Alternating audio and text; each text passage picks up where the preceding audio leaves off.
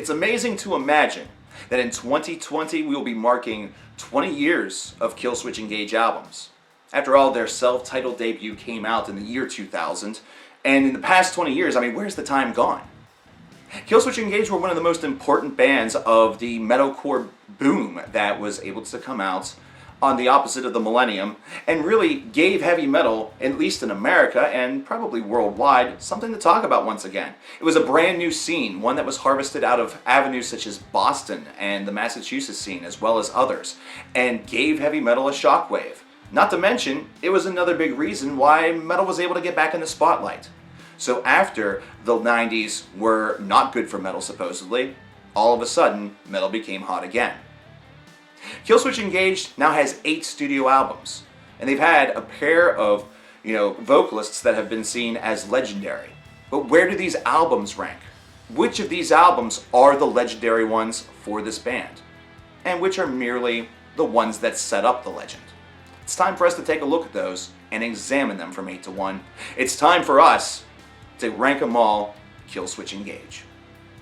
Number 8 is Killswitch Engage, self-titled, but from 2000.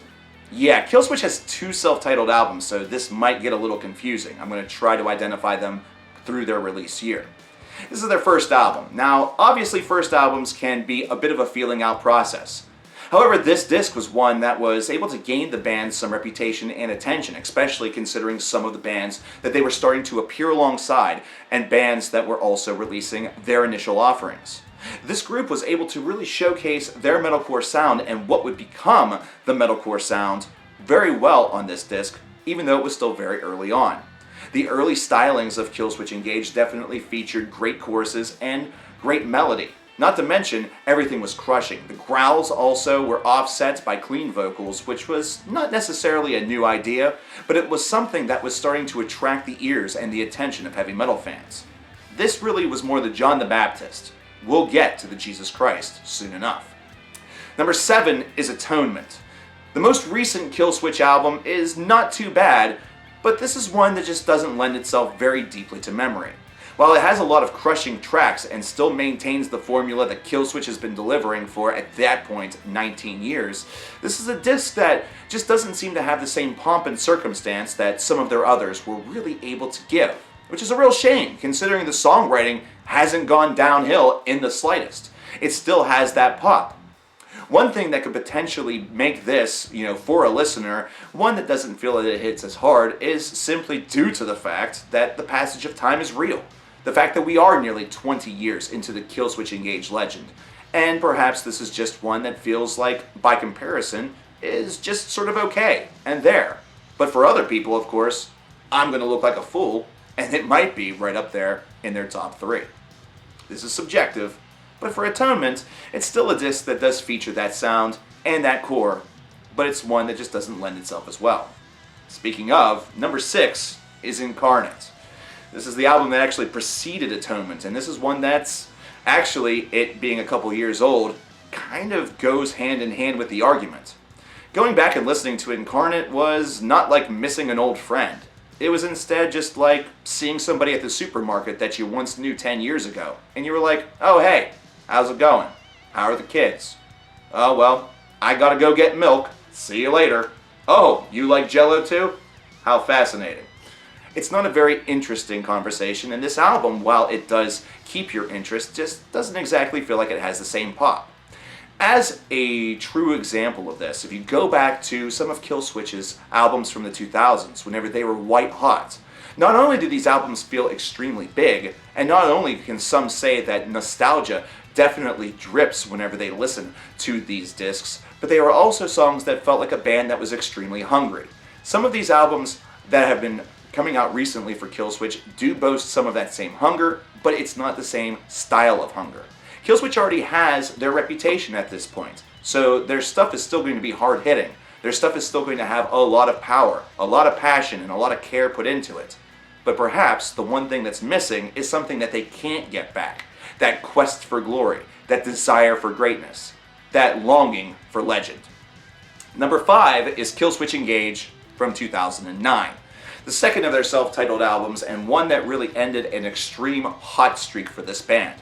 Their 2000s era, their first 10 years of releasing studio albums, was very impressive. It was one that netted them a ton of fans, not to mention their live shows constantly saw them selling out alongside other bands of the metalcore variety. At this point, this scene was starting to wane out a little bit, but the fan base was still rich and was getting a brand new generation as well, considering other complementary hardcore or post-hardcore bands were now starting to make a rise to what would become the post-hardcore boom. Some people mislabel it as an emo boom. However, this was still an album that had a lot to offer, but was coming at the tail end of some red-hot success. So, as a result, it's one that feels a little weaker than the others, but not by much. Number 4 is Disarm, The Descent. This is a great album whenever you consider where this band came from, especially the history that's behind it. This is a return to form album after many years, and that hunger and that thirst, that desire to really be relevant once again, not to mention give an album that was going to be thrust with power and just adjacent with a lot of the hallmarks that gave Killswitch its name in the first place, all were present on this album, not to mention the aggression, not to mention the just huge choruses. This is a disc that's still pretty awesome to return to all of these years later, and one that definitely maintains itself in their discography. It's one where you could kind of probably flip-flop this and Killswitch Engage's 2009 self-titled album, and you would be right either way. Really, there are no wrong answers with this band, but for simplest sake. Number 3 is As Daylight Dies. We're now getting into the albums that were part of their big peak in the 2000s, and As Daylight Dies is one that was able to give to the world so many different things. Not to mention, we're talking about theme songs, we're talking about anthems, things that were recently stylized by piano, and it showcases just the beauty that this band is able to truly display. Hearing Killswitch Engage by piano reminds you of the power that you're able to get whenever you include other instrumentation, such as the guitars, the blends between those hard and aggressive vocals and those clean stylings. The fact that these tracks are all just dripped with passion, dripped with energy, and tackle topics that just feel extremely personable, something that's very relatable. As Daylight Dies could be complementary to the next 2 albums that we're speaking about, and you could call this the golden age of Killswitch Engage. Number 2 is Alive or Just Breathing, and this was the album that got me into the band, and the first one that I got.